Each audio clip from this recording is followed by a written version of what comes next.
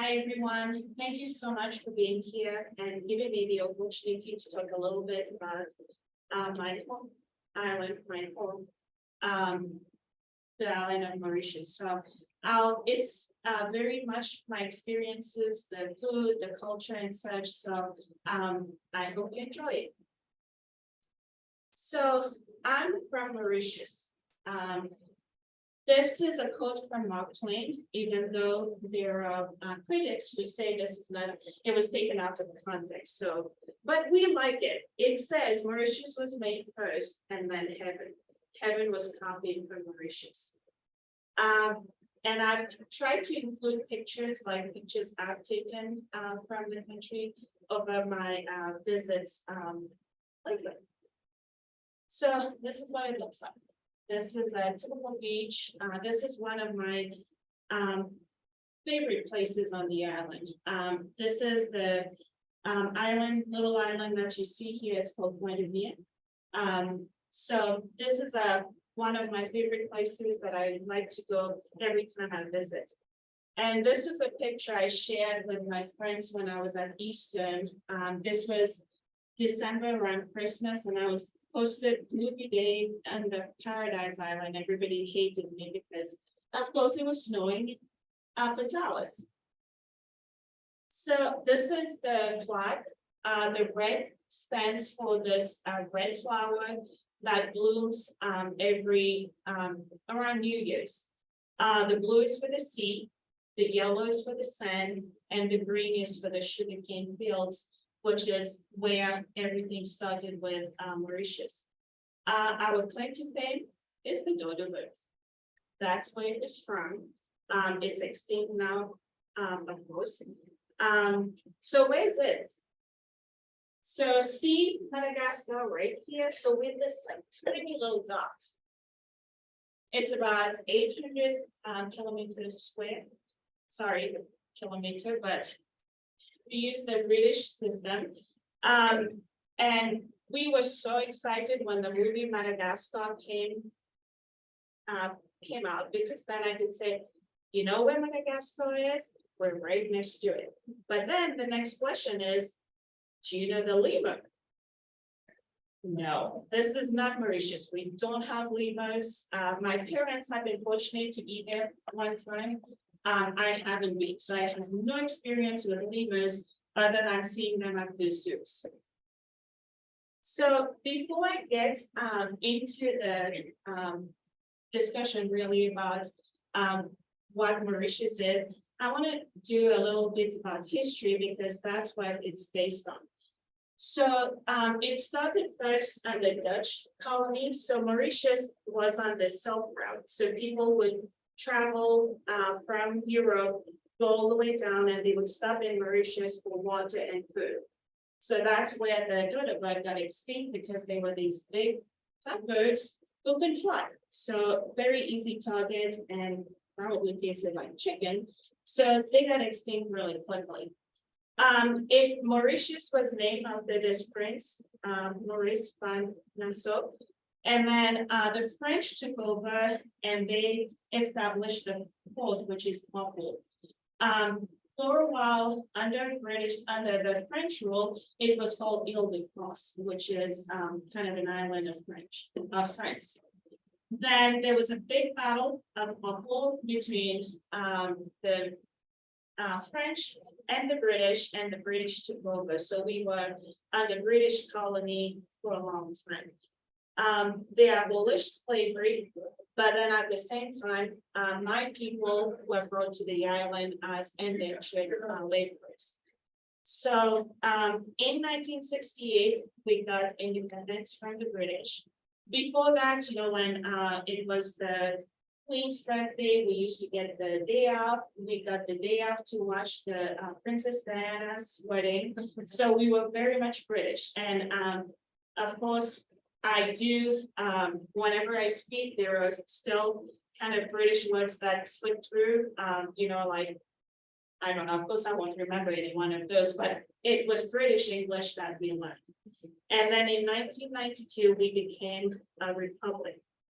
So on one of my, this was probably early 2007 when I went back home. This monument was just launched.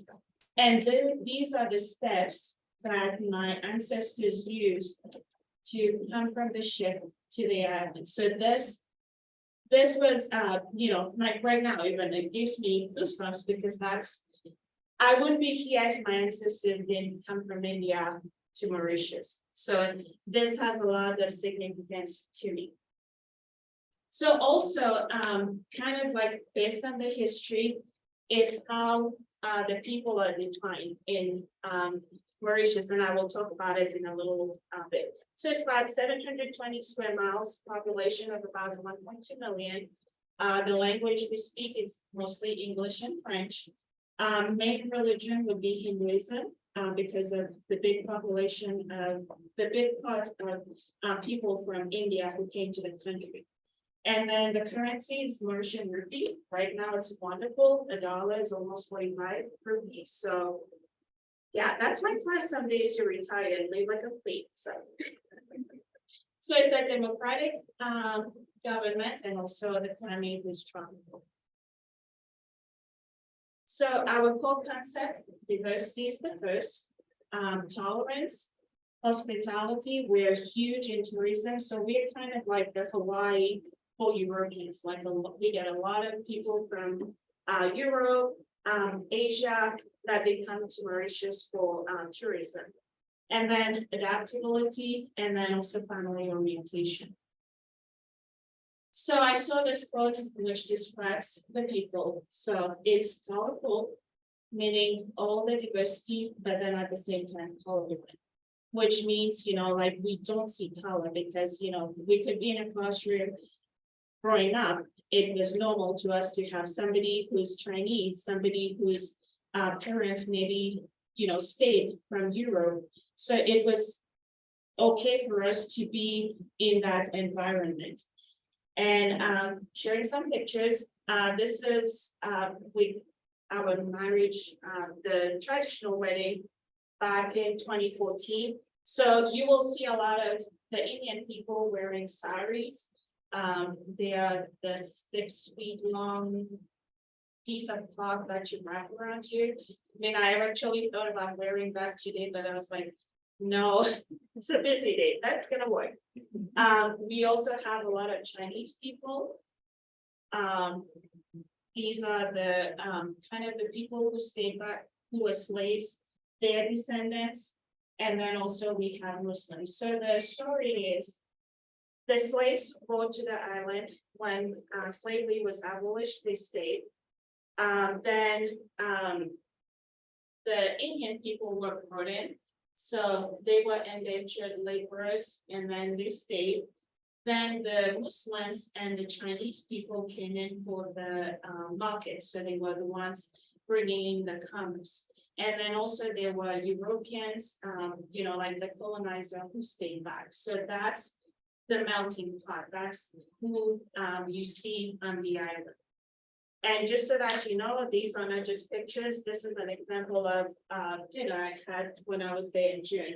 So this is typical. I have a funny story. So this girl, my friend here, her name is Dolly.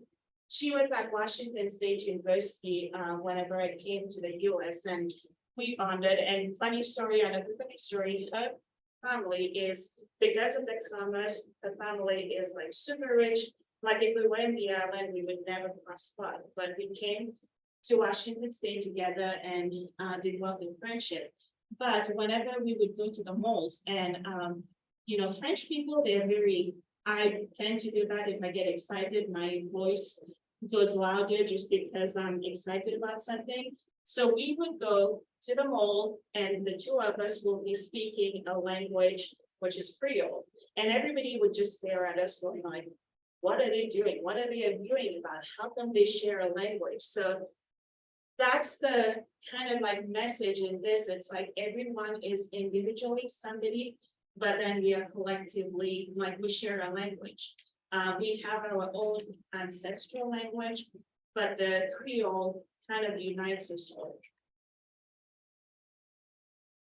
So I usually say I speak three, but I read an article yesterday that it's actually four.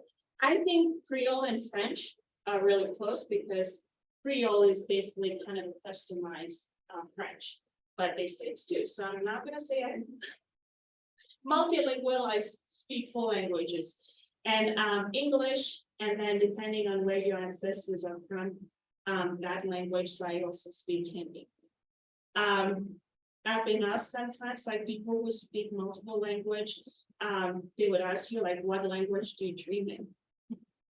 Because is it Creole, is it English? And it's weird because it depends on where the dream is. Is it at home that I'm speaking Creole? Is it here that I'm speaking English? It's like the weirdest thing.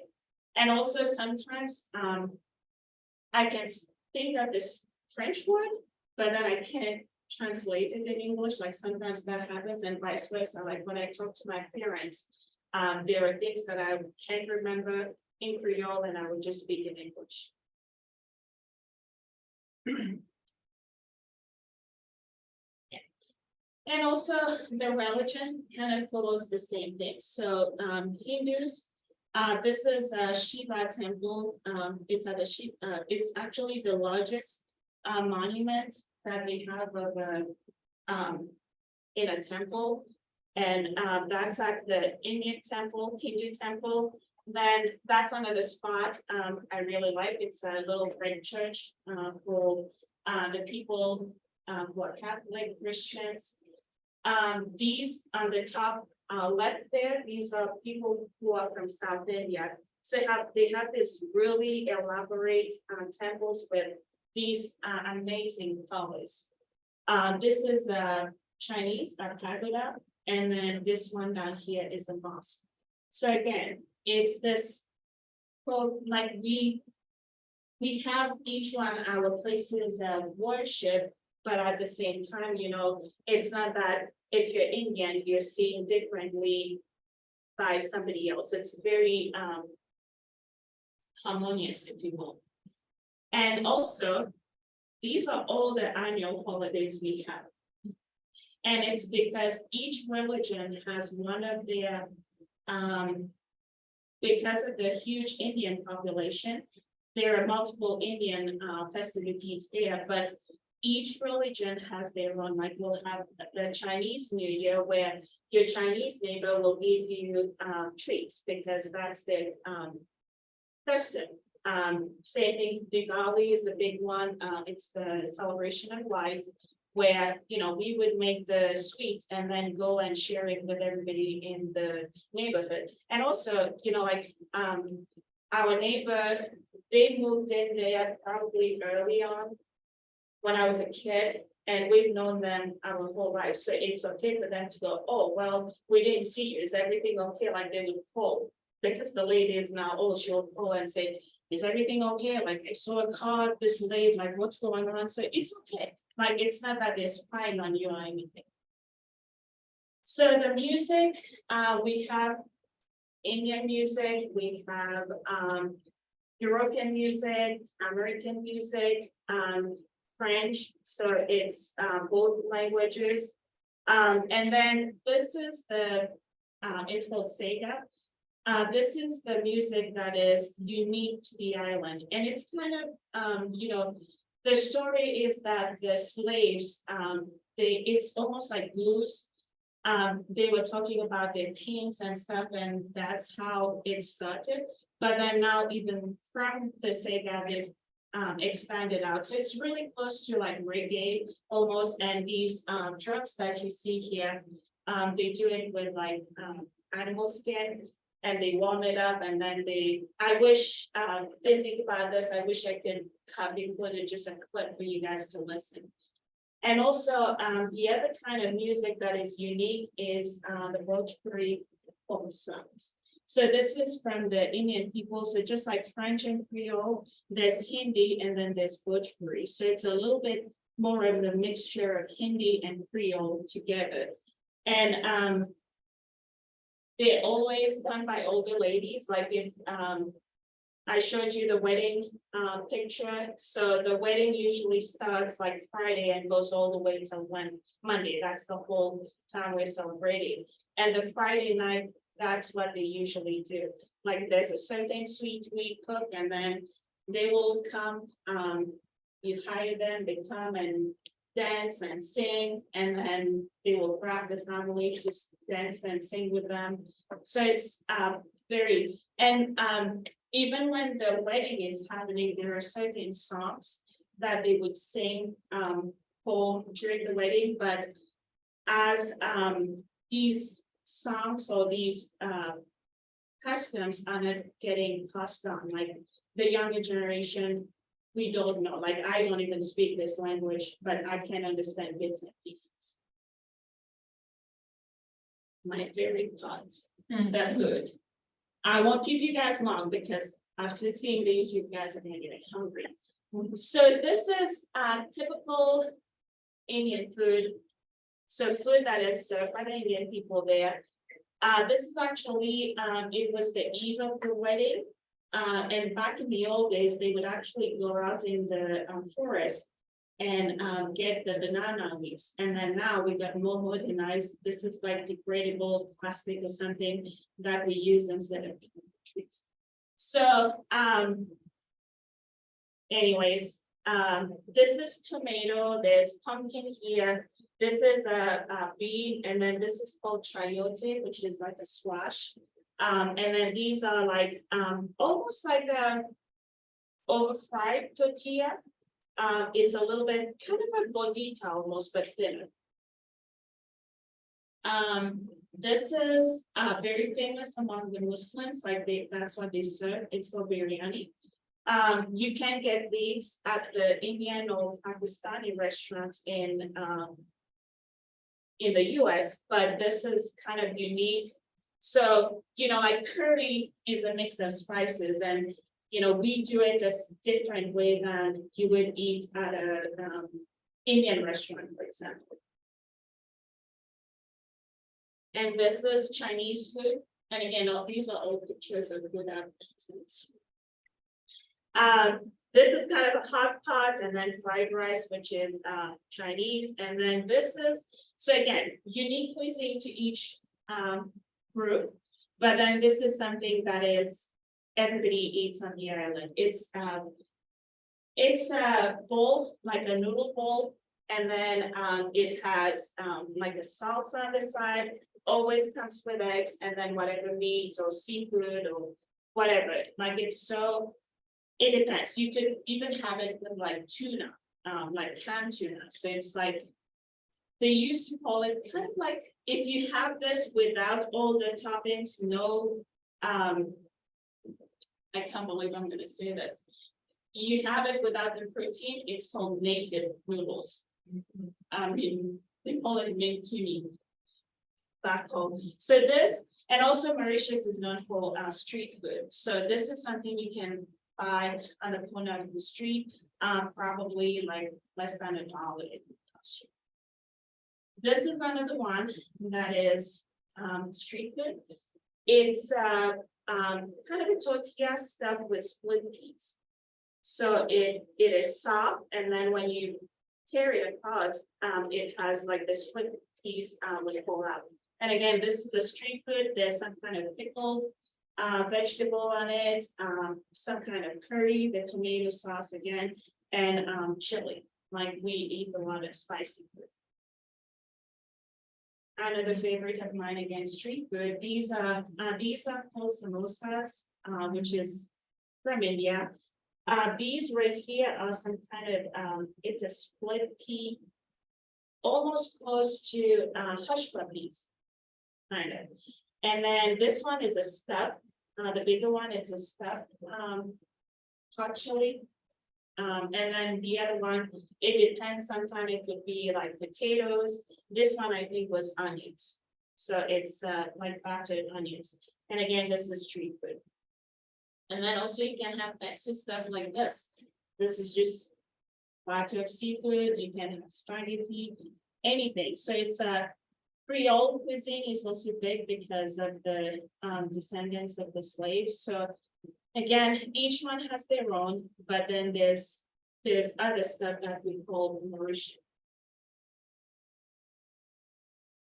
So, this was a code made by, a religious priest, actually.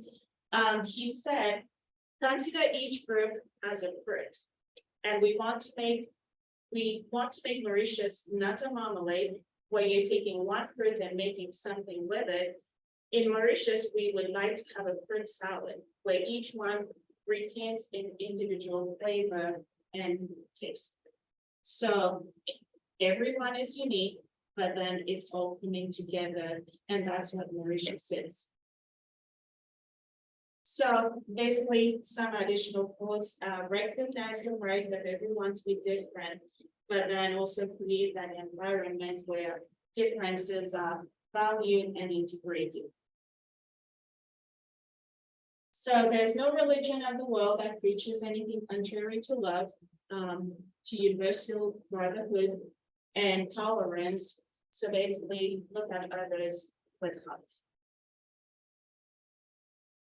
Another good trait that my last trip. That's the end of my presentation. Any questions here in the room? Yeah. I have a question. Why are you here? So I came to Washington State in 2007 to be here for to get an MBA, and then I was going to go back. And then got talked into starting the PhD, and then stayed. I asked myself a question too, because I'd rather be there. It's me the way. So I taught an island girl, and being in New Mexico sometimes is too much. That means in the ocean. Yep. Challenge question. If you wanted to bring one quality trait from Mauritius to, let's say, Las Vegas. Well, Say that again. One. if you wanted to bring one characteristic of Mauritius to Las Vegas, what would that be? The food, no. I think, just look at this room, like everybody who's here, I think we are already doing it in New Mexico where, the diversity is here, the tolerance is here,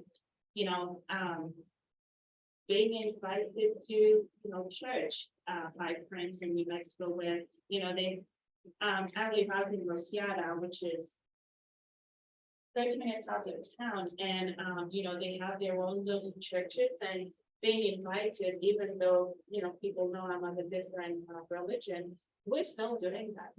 So, yeah. Can you find any food in New Mexico that's similar? No, it would have to be home cooked.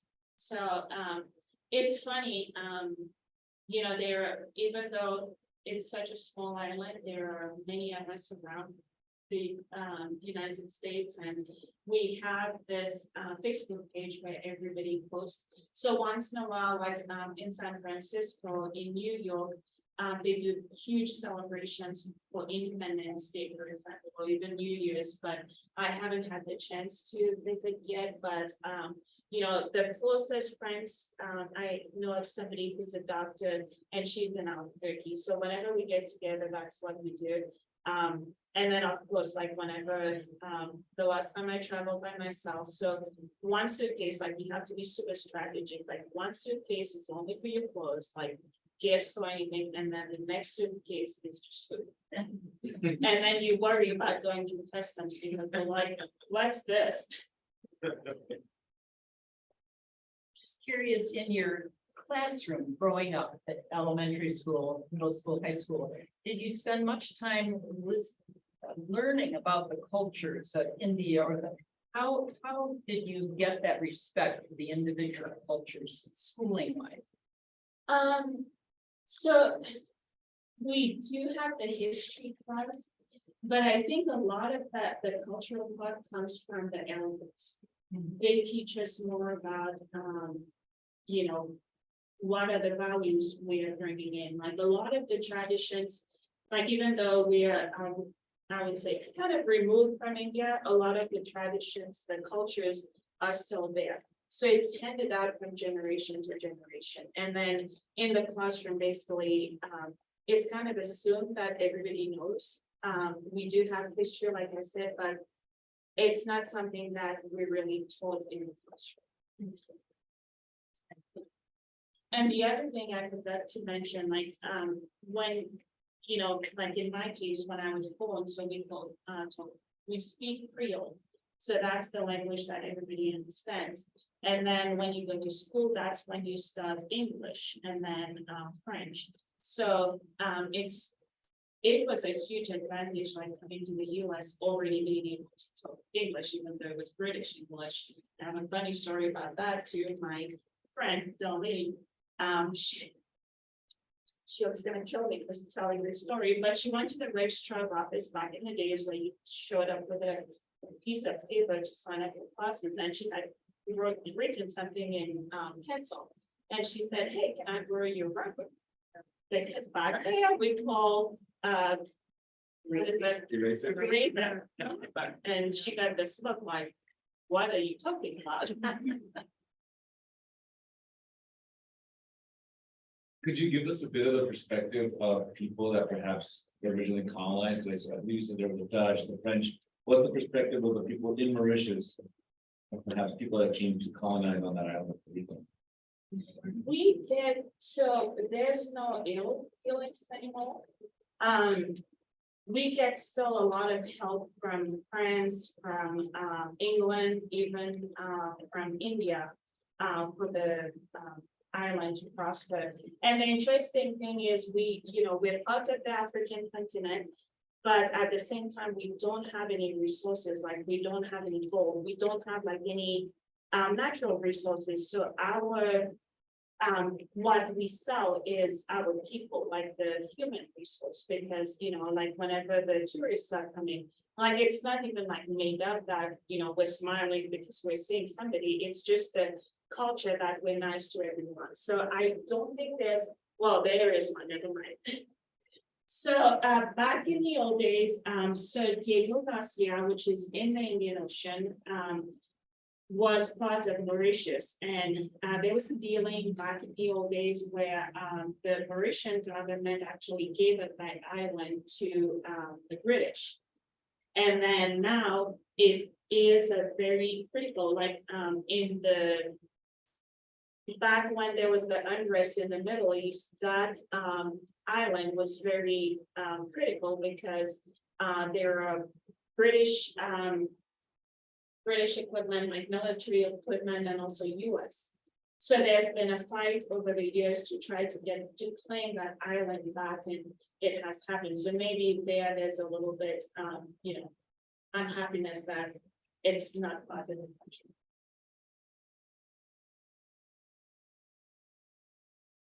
Are there any metropolitans here in the United States that reflect similar diversity, similar culture, similar foods? Because you mentioned the Creole, and I started thinking New Orleans, but I don't know how. Yeah, so if somebody from New Orleans was speaking Creole, I would understand its emphasis, because remember, like I was saying, it was the customized French. So there's still French words, but then it's changed.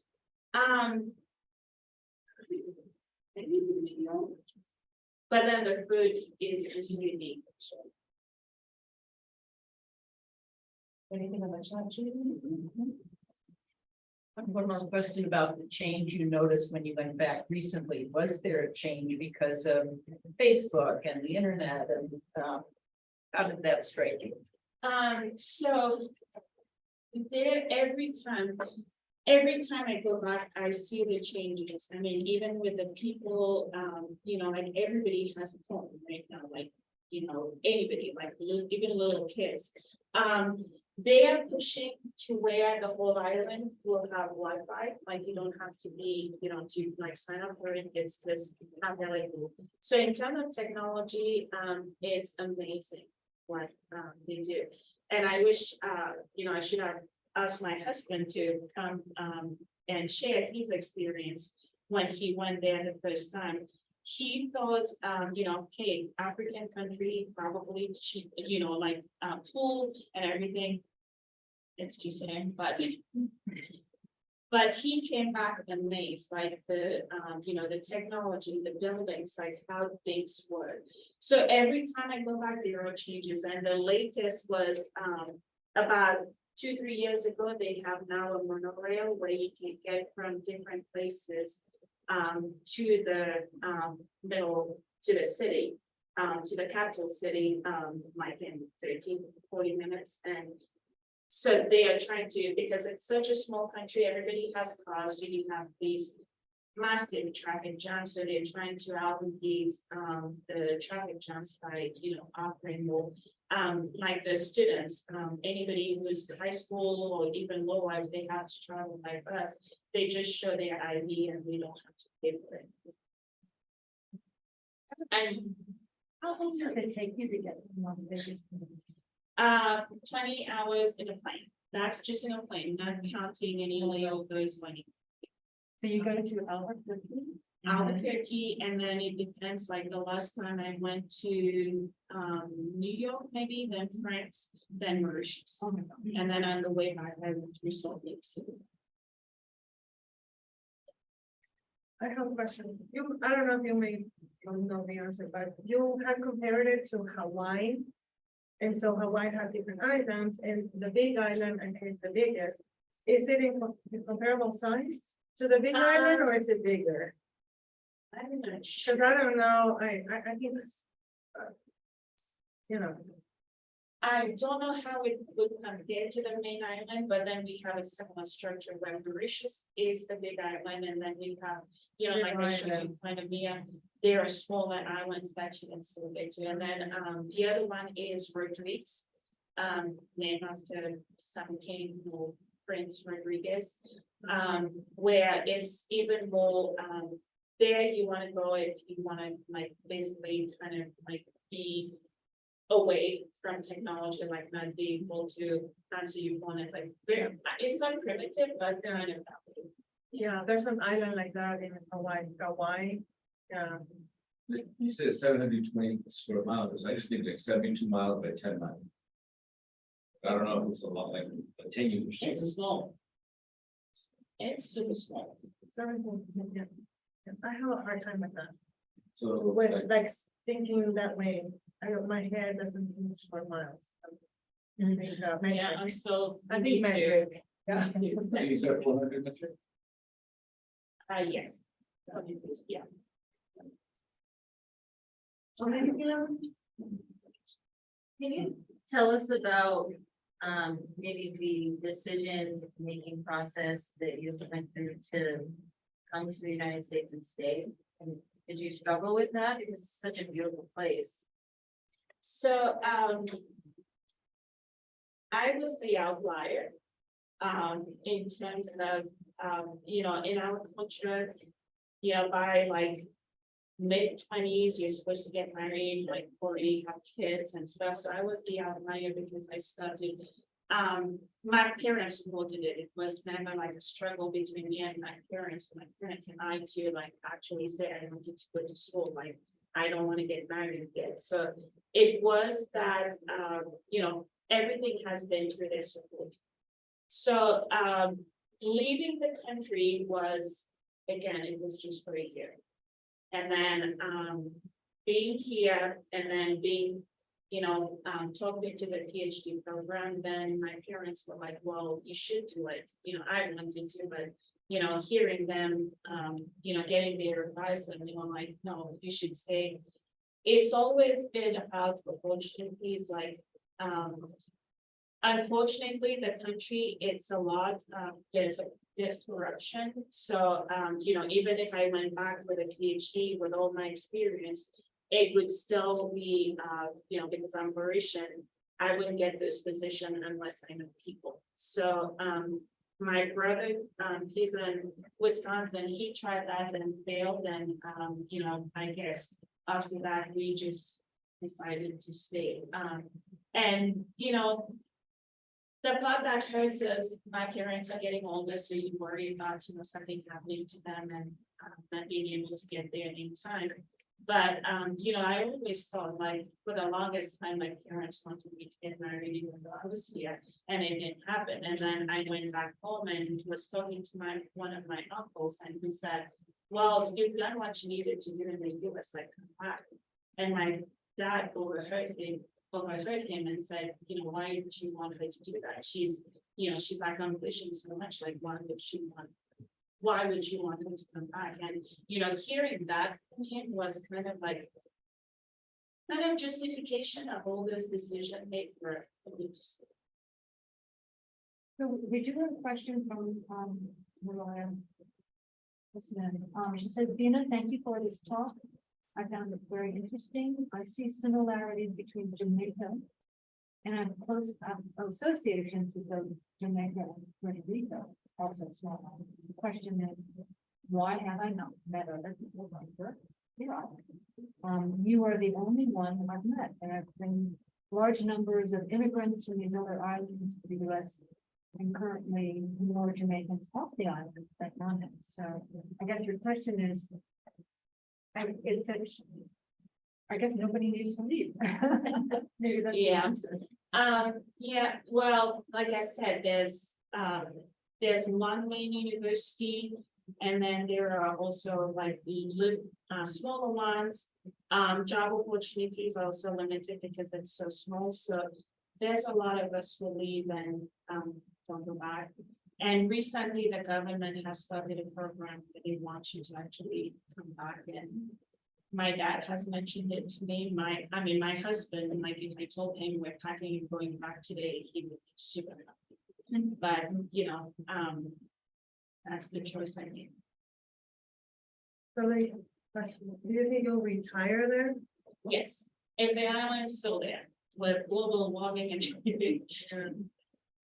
How, would you mind answering how climate is being affected by all of that? I mean, So- an island is so exposed to it.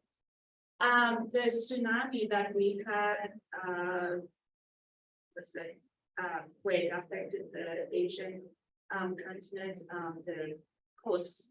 That affected us a lot. It was like a ripple effect. We didn't get the full on tsunami effect, but then there were effects that were felt around the island. And before, like looking at this picture, like this is far out, but on low tide, we could basically walk all the way to the coral reef and it would be okay.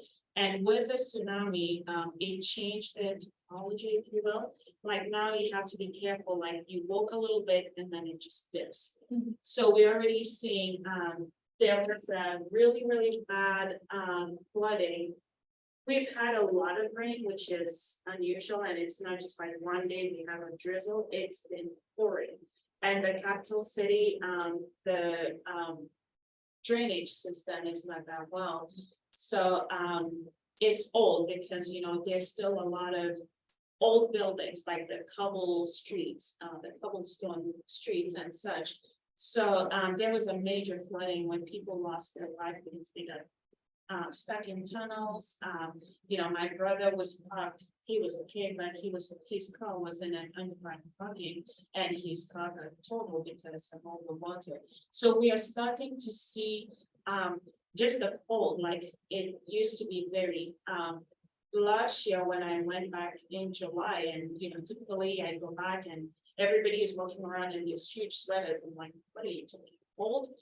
But last year I wasn't prepared for it, and I suffered the whole 3 weeks I was there because it's that humid cold that like gets to your bone, so it's getting cold and No, it's interesting you say that because Jakarta is experiencing the same problem in large part because the architectural choices that the Dutch made were completely inappropriate for that geographic location.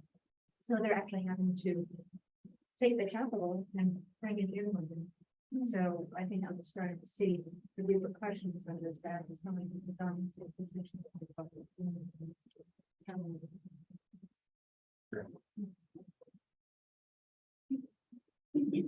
no, I was asking you a question. I wasn't picking on you. Can you give me like a 30-second recap? No, watch the video when it comes.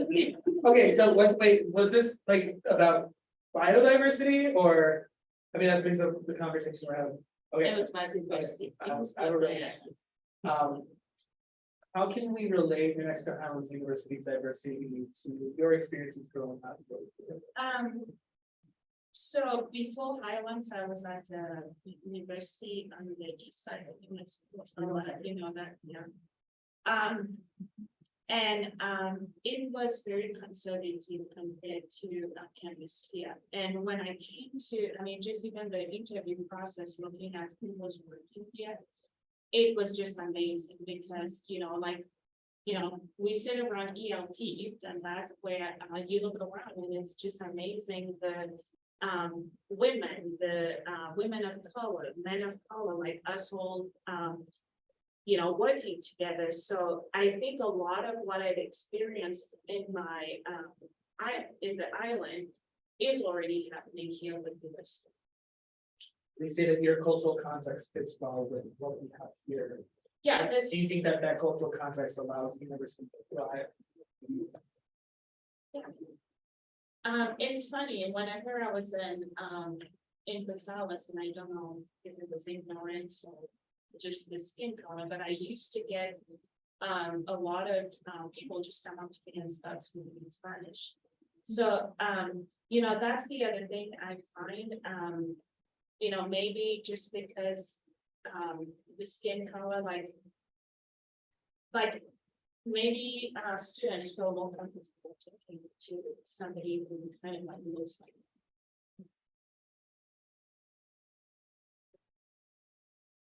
I think that people assume, like. So for me, like if you read my name, you would never know Spanish is my mother tongue. Yeah.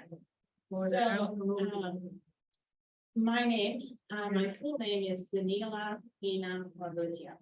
And I guess even when we were born, my parents figured out that we were not gonna stay there because my first name is the official name, like that's the name, like if you were to call me Daniela, I would probably not respond because that's like they call it the paper name, that's what you put on the paper. Veena is what I go by. But whenever I was going through like getting out, starting to look for jobs, when I was ABD, so getting close to finishing the PhD program. And that was the time where the market started to tank, like there were two that universities were letting go of programs and such. And my advisor actually told me that I should look into changing my last name. And that was like, What? yeah. Yeah. And that hit me hard. It's like, that's my identity. I can do that. It does happen though. I have a friend, she's Peruvian. I have several friends from school that live in Canada. And she used her, maiden name. And she would not, and apply for the same company, and she would not get a call. The name she used, her husband's, last name, she got a call. So it does happen. So the funny story is, my husband, he's a Russian descent. So we think his name was somehow longer, but then when we moved to the US, they truncated it. So his last name is Alex. So when we got married, I mean, his side of the family, my parents didn't care. But his side of the family were like, oh, so you're gonna take his name? And I'm like, Veena, Alex. Should have taken your last name. He would probably. So the only place, and I'm thinking about truncating it was like, no, because it's already so long, I don't want to add to it. So the only place I really would use the truncated name is on Facebook, social media, so that both my family and then his family know. This is turning like a counseling session, like I'm talking about figuring out some stuff. Anything else in the chat? Any other questions? It's been a great discussion. Yeah, you again. Thank you so much. Thank you. Thank you for giving me the time to talk about, something that is needed. Some of the things that you said, I can relate to, like coming from a different place. It's not an island, but, like culture wise and using the ocean and food and.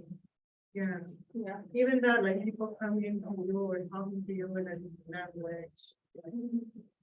And it's funny, like, being like, whenever I go to like New York or like larger cities and somebody would be speaking Hindi, I can like understand.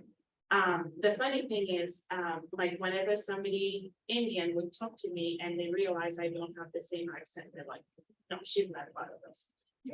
But then, like nobody would know that I also speak French. So I can actually understand what people are saying, even though, they wouldn't. So, Actually, I want to follow up on that. Have you ever found yourself in spaces where you just like don't identify with certain individuals who resemble you and they don't really accept you? And yes, like at UNM, for example, we have a Black living learning community, and a lot of the students there who are lighter skinned, they're literally ostracized from participating. So I'm kind of curious what your experience is. so, so maybe because of, the things you hear from India, how they treat women, like I had I never wanted to be called Indian, and like I was African basically, because I was born in the continent of Africa. But then when I came to the US at Washington State University, was when like it was almost like an identity crisis, because I went to the Indian community because I looked like them and said, hey, I want to be part of your club. And, just because I don't speak the same way like they do, they were like, no, it's like, no, you don't belong here. So then it was like, fine, then I'm gonna go to the African club because I'm from an African country. And there too, it was like, no, you don't belong there. And also like, whenever I started feeling paperwork where it says your ethnicity, that was for me a huge struggle, because it was like, okay, I'm not African, so I am Indian. So that was a kind of a huge change I had to make in identifying myself as Asian, not African.